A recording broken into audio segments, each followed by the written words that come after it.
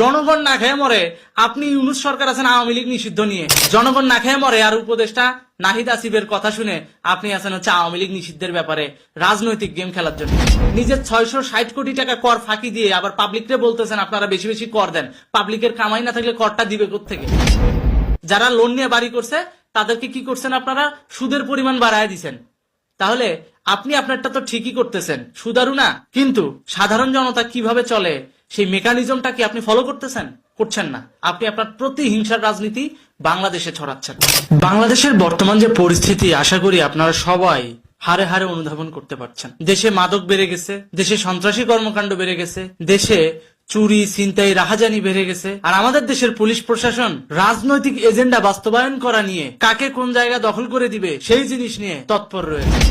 অথচ তারা এই জিনিসটা করে না যে আমার ফার্স্ট প্রায়োরিটি হওয়া দরকার জনগণ, যেটা অতীতে ছিল।